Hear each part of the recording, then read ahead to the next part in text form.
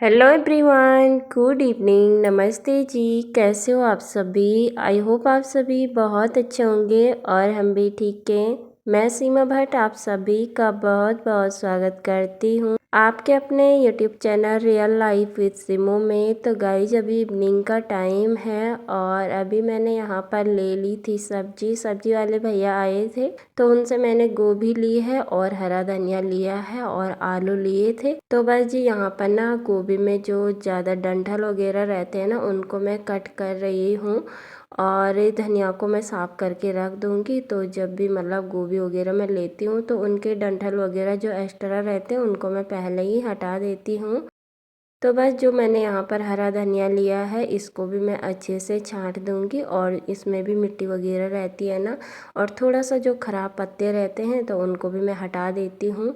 और फिर इसी वाले सूप में ना मैं ये धनिया को फैला कर रख दूँगी और धनिया ना मैं धुलती नहीं हूँ और जैसे यूज करती हूँ उसी टाइम धुल लेती हूँ और नहीं तो पहले से धोकर नहीं रखती हूँ क्योंकि फिर ना ये गल जाता है और धनिया ना हमें थोड़ा सा 1-2 दिन चलाना ही होता है, नहीं तो फिर ये जल्दी से ख़राब हो जाता है। तो बस इसको मैं छांट कर और जो भी मिट्टी वगैरह रहती है उसको झाड़ देती हूँ। तो बस ऐसे ही फैला कर रख देती हूँ तो फिर धनिया ना हमारा थोड़ा सा 1-2 दिन चल भी जाता है और ख़राब भी नहीं होता है। तो बस जो भी डंठल वगैरह है इनको भी मैं थोड़ा सा बारीक बारीक कट कर रही हूँ क्योंकि गायों को मैं खाने के लिए दूंगी ना तो फिर उनसे भी ये डंठल खाए नहीं जाते हैं।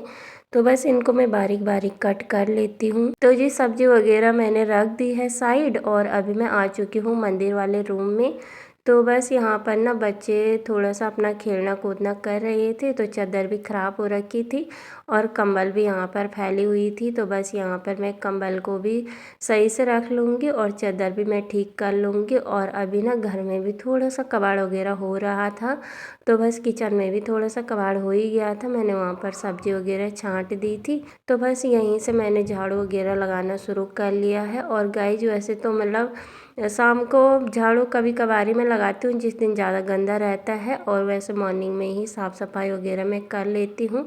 लेकिन छोटे बच्चों के साथ कई बार हो जाता है ना कि ज़्यादा ही गंदा कर लेते हैं, कबाड़ वगैरह फैला देते हैं तो फिर दोबारा से झाड़ू ना लगानी ही पड़ती है। और आप हमारे फर्श में देख ही सकते हो ये कॉपियों के कागज़ वगैरह ना मेरे छोटे वाला बेटा बहुत ही ज़्यादा फैला देता है। और जैसे बच्चे स्कूल में एक दूसरे बच्चे को देखकर सीखते हैं ना तो उसने भी ना कागज़ मतलब जो पेज रहते हैं कॉपी के उनसे ना हेलीकॉप्टर बनाना सीखा है। तो बस वो घर में ना यही करता है, जैसे मैं अपने काम वगैरह में लगी हुई रहती हूँ ना तो उस टाइम ये जो भी मतलब ख़राब कॉपी है जो रद्दी वगैरह रहती है ना उन्हीं कॉपी को निकाल कर और उनसे पेज फाड़ देता है और फिर हेलीकॉप्टर बनाने में लगा रहता है और बेड के ऊपर से उसको उड़ाता रहता है। तो बस इसी वजह से ना घर में ज़्यादा कागज़ वगैरह रहते हैं और मैं उसको मना भी करती हूँ कि इतनी कॉपियाँ मतलब मत फाड़ो। तो बच्चे ना मानते नहीं हैं, जिस चीज़ के लिए मना करो उसे ज़्यादा ही करते हैं। तो बस यहाँ पर ना मैं पूरे घर में झाड़ू कंप्लीट कर लूँगी क्योंकि कबाड़ वगैरह तो हो ही गया था और मॉर्निंग से भी ना ये मतलब ढेर सारे काम वगैरह हो ही जाते हैं। और गाइज बाहर ना बहुत ही ज़्यादा ठंडा हो रहा है और आज पूरे दिन भर ना मौसम ठंडा ही रहा। धूप ना हल्की फुल्की सी थी और हवा बहुत ज़्यादा ठंडी ठंडी चलती रही। तो दिन भर भी ना घर के अंदर ही थे, बस सुबह से नहाना धोना हुआ और साफ़ सफाई हुई और लंच वगैरह हुआ था और फिर कपड़े वगैरह मैंने धुले थे तो कपड़ों को भी मैंने छत में ही डाल रखा था। और जैसे जिस दिन मौसम वगैरह ख़राब रहता है ना तो उस दिन कपड़ों को मैं ड्रायर करके नहीं डालती हूँ, ऐसे ही मतलब धोकर और ऐसे ही डाल देती हूँ क्योंकि इस मौसम में ना बारिश का भी कोई भरोसा नहीं रहता है। तो बस फिर मैंने झाड़ू कंप्लीट कर ली थी और दरी वगैरह मैंने बिछा दी है और जो भी बर्तन पड़े हुए थे ना टोकरी में उनको भी मैंने स्टैंड में लगा लिया है। तो गाइज फिर मैं आ चुकी थी छत में और आप हमारी छत से चारों तरफ का नज़ारा देख ही सकते हो। बहुत ही ज़्यादा खूबसूरत हो रखा था शाम के टाइम पे और जो ये धुंध धुंध सी पड़ी हुई है ना इसे देखकर बहुत ही ज़्यादा फिर ठंडा भी लग रहा था। और आप यहाँ पर देख ही सकते हो ढेर सारे मैंने कपड़े वगैरह धुले थे मॉर्निंग में और ये कपड़े मैंने हाथ से ही धुल लिए थे क्योंकि मशीन में जब धोती हूँ ना तो फिर बहुत ही ज़्यादा मतलब हो ही जाते हैं, एक्स्ट्रा कपड़े निकल जाते हैं धुलने के लिए। तो बस जैसे ही मौसम वगैरह ख़राब रहता है तो उस दिन मुझे ड्रायर भी नहीं करने होते हैं कपड़े तो फिर मैं जल्दी से ना मतलब सरफ़ डालकर और थोड़ा सा गुनगुने पानी में कपड़ों को भिगो देती हूँ। तो फिर जल्दी से ना, आजकल गर्म ही कपड़े हैं तो इनका मैल भी जल्दी से उतर जाता है। और दोनों बच्चे भी मेरे साथ आए हुए हैं और दोनों अपना भाग दौड़ करने में लगे हुए रहते हैं। और कुछ कपड़े तो मतलब हल्के फुल्के सूख गए थे, लेकिन जैसे ये स्वेटर वगैरह है ना, ये नहीं सूखी थी। तो जो मोटे मोटे कपड़े रहते हैं उनको ना फिर मैं अंदर यहाँ पर लाकर जो ये पर्दों की रॉड है ना, यहीं पर फैला देती हूँ। और फिर ना ये भी मतलब थोड़े से हल्के फुल्के सूख ही जाते हैं। फिर अगले दिन तो धूप आती है, और ऐसे मौसम में जैसे मैं ड्रायर करके भी कपड़ों को डालती हूँ ना, तो फिर वो कपड़े भी अच्छे से सूखे नहीं रहते हैं। और मेरी ना एक बहुत ही ज़्यादा गंदी आदत है, जब तक खूब तेज़ धूप में ना कपड़े सूखते नहीं हैं तब तक ना मेरा मन इनको फ़ोल्ड करने का नहीं करता है। तो इसीलिए जैसे मौसम ख़राब रहता है तो उस दिन ना मैं ड्रायर करती ही नहीं हूँ, क्योंकि जो ड्रायर किए हुए कपड़े रहते हैं ना, उनको मुझे दोबारा से दूसरे दिन डालना ही पड़ता है, क्योंकि जब तक उनमें अच्छे से धूप नहीं लगती है तो क्या कर सकते हैं, आदत से मजबूर है, मन ही नहीं मानता है। तो बस देख ही सकते हो आप सभी, सारे कपड़े मैंने यहाँ पर फैला दिए हैं। और जो और हैं थोड़े बहुत, उनको मैं अंदर बेडरूम वाली खिड़की के पास फैला दूँगी। तो रात को बस मैं खिड़कियाँ खोल कर रख देती हूँ, तो फिर हवा वगैरह आती ही रहती है। तो जी फिर मैं आ चुकी थी किचन में, और पहले से ही थोड़ा किचन फैला हुआ था।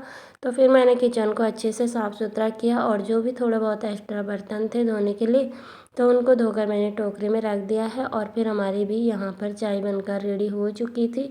तो बस बच्चे दुकान चले गए थे और दुकान से दूध और रस ले आए थे, और बस यहाँ पर मैंने फिर चाय बना दी थी, और बच्चों के लिए मैं चाय और दूध मिक्स करके उनको दे देती हूँ।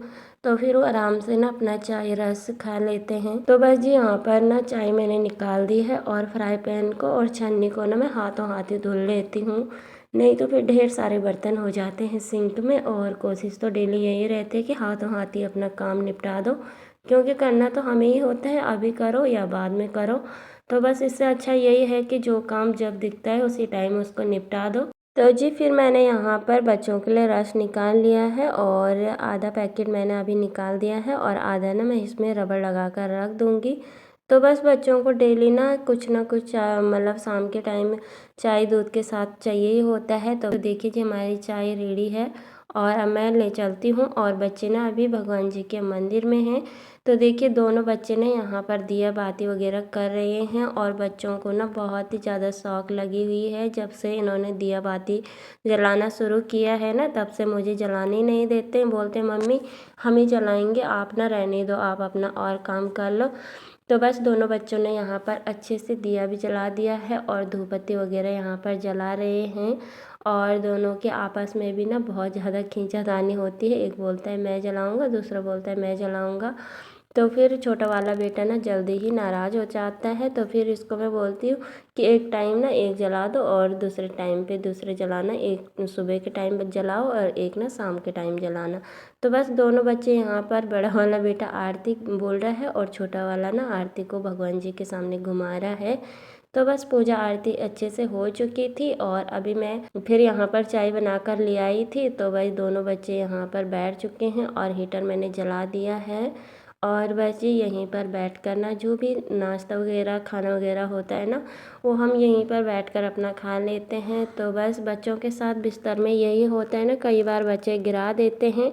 तो बच्चों को ज़्यादातर जो भी चीज़ें होती हैं वो मैं नीचे बिठा कर ही देती हूँ, क्योंकि नीचे तो चलो गिर भी जाएगा कोई बात नहीं, दरी ना जल्दी से धुली जाती है, और बिस्तर में गिर जाएगा तो बिस्तर ख़राब हो जाता है। और गाइस आज ना बहुत ही ज़्यादा भयंकर ठंड हो रही है, और इस ठंड में ना काम करने का बिल्कुल भी मन नहीं होता है। बस मन करता है कि रजाई कंबल के आगे ही बैठे रहो और हीटर के सामने बैठे रहो, लेकिन क्या करें, काम तो करना ही पड़ता है। और गाइस कड़कती ठंड में ना बच्चों के साथ और घर के ढेरों कामों के साथ ना मेरा रूटीन कुछ इस प्रकार से रहता है। और घर के कामकाज के साथ साथ ना बच्चों की जिम्मेदारी भी होती है, और बच्चों को पढ़ाना लिखाना भी बहुत ज़्यादा ज़रूरी है। और सबसे ज़्यादा मेन काम तो हमारा यही है कि बच्चों को थोड़ी देर टाइम दें, उनकी पढ़ाई वगैरह करवाने में ना उनकी थोड़ा सा हेल्प करें, क्योंकि बच्चे अभी छोटे हैं, इनको अपने आप से इतना अच्छे से नहीं आता है। और जब खेलने में लग जाते हैं ना, तो बस खेलने में ही लगे हुए रहते हैं, और बच्चों को ना सब चीज़ का ध्यान खुद से दिलाना पड़ता है। तो बस दोनों बच्चों को मैंने यहाँ पर बिठा दिया है और दोनों को काम दे दिया है और मैं भी यहाँ पर सब्ज़ी कट कर रही हूँ। तो जी सब्ज़ी मैंने कट कर ली थी और फिर मैं आ चुकी हूँ किचन में और आज मैं बना रही हूँ आलू गोभी की सब्ज़ी। तो बस सब्ज़ी बनाने के लिए मैंने मसाला यहाँ पर रेडी कर लिया था और थोड़ा सा तेल और जख्या डाल दिया था, थोड़ा सा प्याज डाल दिया, थोड़ा सा टमाटर और डेली के बेसिक मसाले ऐड कर लिए थे। और आलू गोभी मैंने कट कर लिए थे, अच्छे से धुल लिए थे, गर्म पानी मैंने डाल दिया था गोभी में। तो बस सब्ज़ी भी यहाँ पर धोकर अच्छे से मैंने छौंक दी है और पूरी सब्ज़ी को मैं मसाले के साथ अच्छे से मिक्स कर लूँगी और कम आंच पर ना ढक्कन लगाकर इसको पकने के लिए रख लूँगी। और जो भी सब्ज़ी के चाकू और ये बर्तन वगैरह होता है ना, इसको भी जल्दी से मैं धोकर रख देती हूँ। और बस अब मुझे यहाँ पर ना आटा वगैरह छानना है और जल्दी से मैं आटा गूँध लूँगी।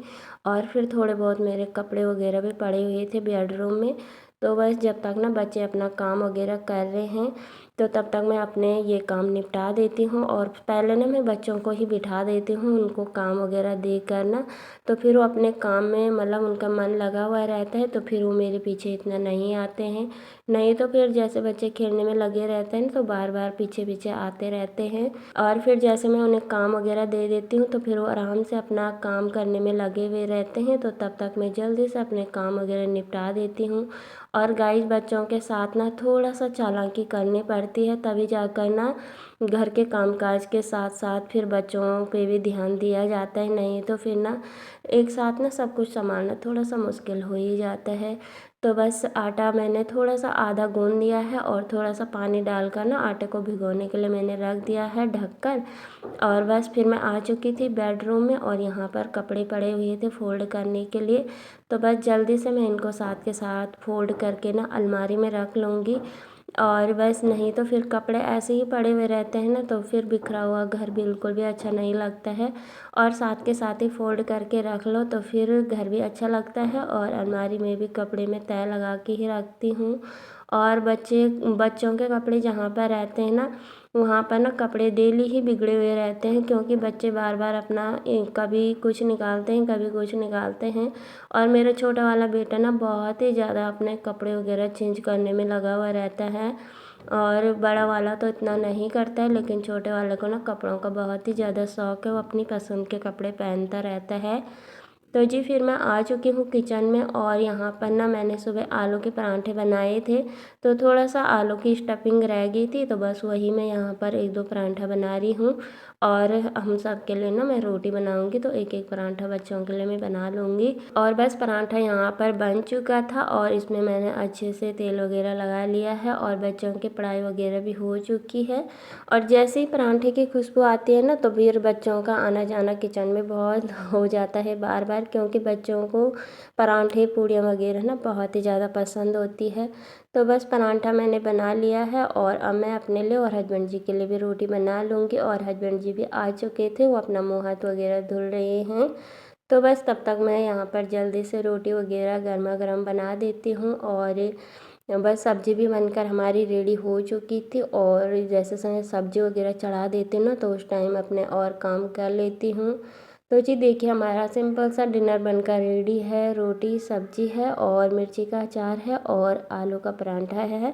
और बस अब हम सब यहाँ पर बैठ चुके हैं और अपना डिनर वगैरह फिनिश कर लेंगे। तो गाइज शाम से और अभी रात तक मेरा रूटीन कुछ इस प्रकार से था बच्चों के साथ। और कैसा लगा आप सभी को कमेंट करके ज़रूर बताइएगा।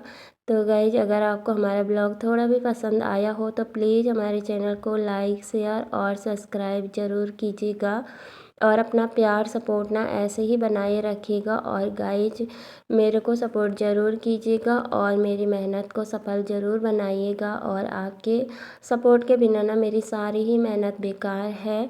प्लीज़ मुझे उम्मीद है आप सब मुझे सपोर्ट ज़रूर करोगे और वीडियोस को लाइक शेयर और सब्सक्राइब करने के साथ अपनी फैमिली मेम्बर के साथ भी शेयर ज़रूर कीजिएगा।